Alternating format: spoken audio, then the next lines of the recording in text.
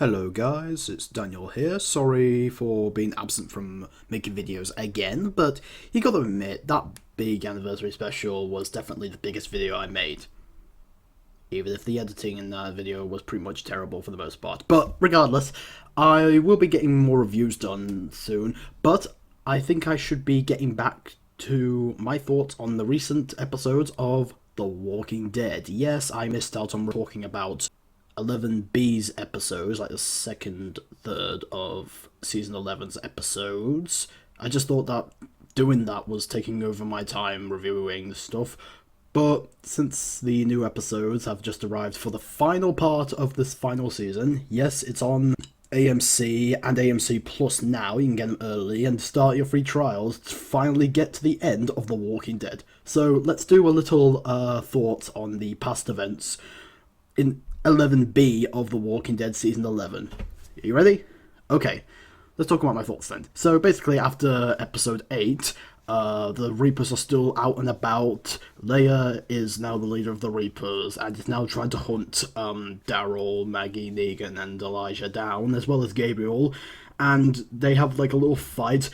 This one Reaper, Carter, is fighting against Maggie, Negan, and Elijah, and he's pretty much like one of the strongest people in the Walking Dead universe, even though his smart abilities is no match for Negan's, because Negan grabs dust and slams his head with a bell and goes, "Well, ding ding." That is Negan, I know for sure. But they managed to beat the Reapers.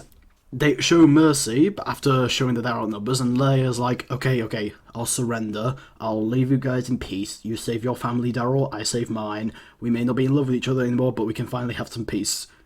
Or can we? Because the awesome Maggie Rhee herself still has no mercy for these people, and she shoots two of the Reapers down and shoots Leia in the arm, and Leia's away, and that's the end of most of the Reapers besides Leia.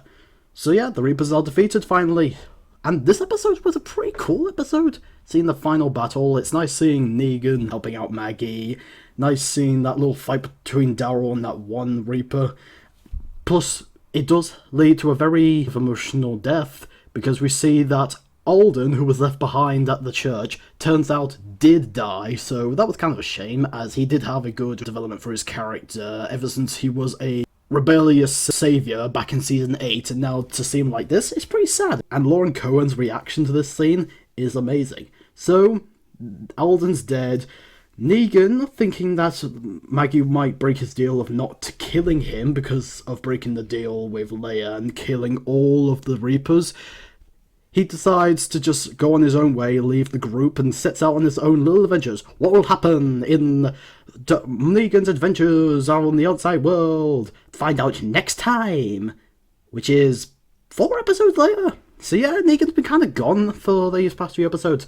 But then the Commonwealth arrive after they get the food back to Alexandria, and Eugene is there to piece out the situation, and he introduces Lance Hornsby, who announces that the Commonwealth is willing to help. And then there's a current time jump to 6 months later, where Maggie is going against the Commonwealth soldiers, and turns out one of the Commonwealth soldiers that he's going against is Daryl!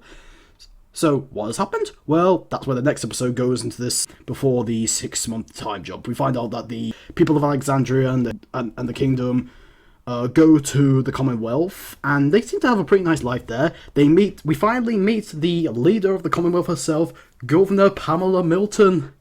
And she seems like a pretty reasonable lady, but as we all know, all reasonable leaders turn out to have a dark side behind them. Although, Pamela doesn't really start out that way. I mean, when we first meet her, she legitimately wants to help. It's really her son and Lance Hornsby who are really behind the masterminds that lead her to her downfall, but we'll get to that in, soon.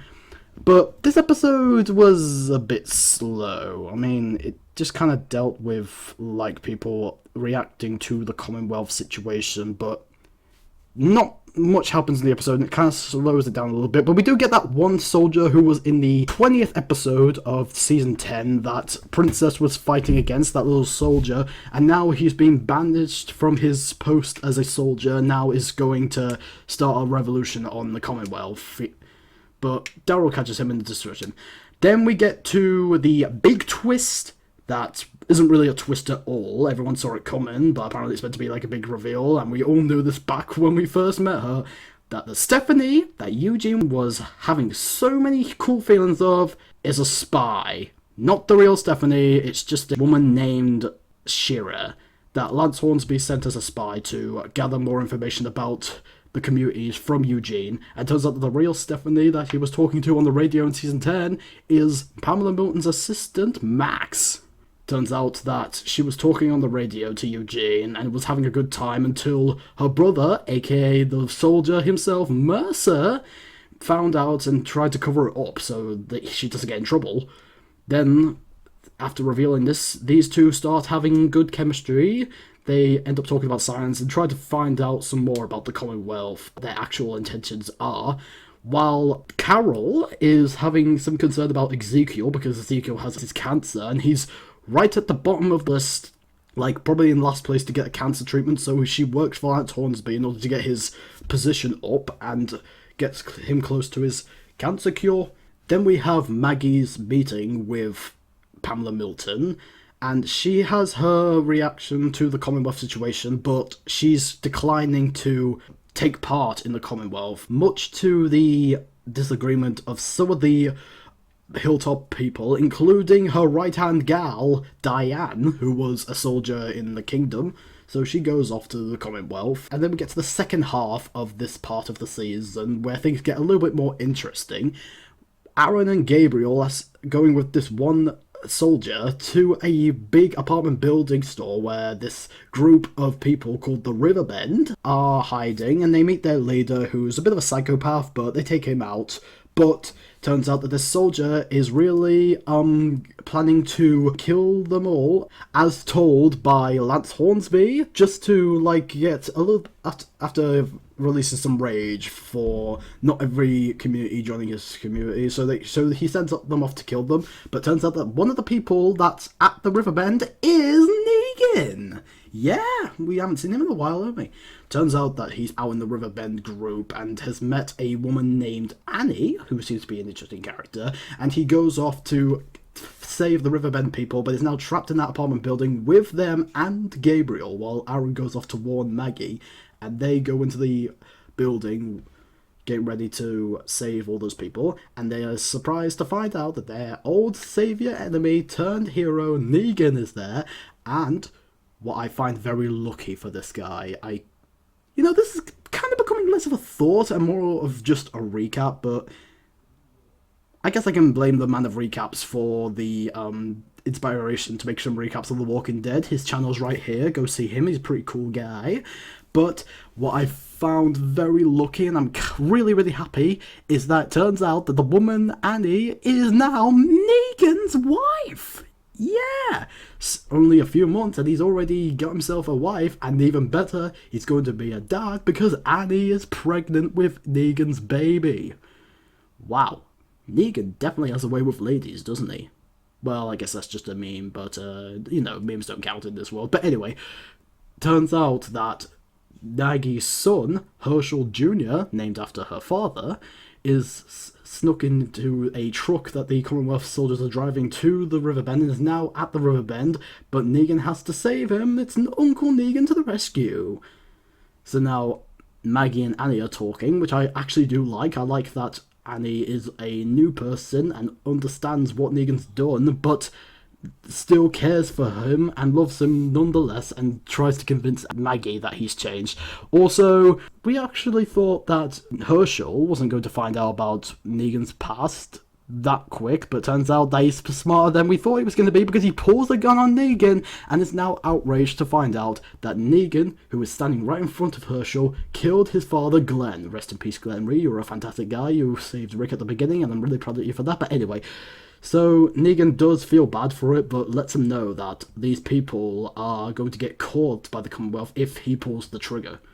So they handle him out, and Negan says if the time comes right, they can handle their little feud later on in the years. So Lance has had enough. He tried to go over the Commonwealth, but Maggie and Daryl finally work together and rebel against Lance. So he goes off, and turns out that he ends up meeting Reaper Leia. So Lance makes a deal with Leia to go and assassinate Maggie Rhee, but Maggie Rhee doesn't go out that easily. Well, in a way she kind of does, because she gets caught by Leia, and Leia fights her and gets her on the ground, starts beating her up, and is about to kill her, but it only takes her ex-lover to save Maggie. It's Daryl. He shoots her in the head, Lance comes, and Daryl shoots him in the face, and Lance does not die. He sees that Leia has failed, and he's like, okay, we're gonna take it all. And he starts taking over all the communities, including Alexandria, Hilltop, and Oceanside, although it doesn't really seem like he's going to take over at Oceanside. He flips a coin, he goes Two-Face style to decide whether or not he's going to assassinate Oceanside, but we never see it because he lands the coin, but we never see if he does it or not, and that's when 11 Part 2 comes to an end. I gotta say, this part of the season does raise the stakes a bit higher than they did in the first part of the season. I like that Negan is having his new family now. I hope they still stay alive. If they don't, I'm going to be pretty mad and upset, because my boy Negan deserves better after all the things that he did in Season 6 and Season 8, although I probably think that if he was still evil, he wouldn't have deserved all that. But now he's redeemed, so I want him to have all that. He's still one of my favourite characters in The Walking Dead. Lance as a villain is pretty intimidating and methodical. He's not as good as like the Governor or Negan or Alpha, but, you know, he's pretty good. Leia is annoying, but at least she finally got her comeuppance, and we don't have to deal with her anymore. And I did really like this part of the season, so let's just see if the third part comes, and that's when I'm going to talk about these two episodes, but I'll talk about them in a separate video. So I hope you enjoyed this video. Although I'm pretty sure this video is pretty boring, but I just wanted to make sure that I still get up to date. Anyway, I'm Daniel reviewing movies, TV shows, doing videos. Till then, peace out, man, and remember, we are The Walking Dead.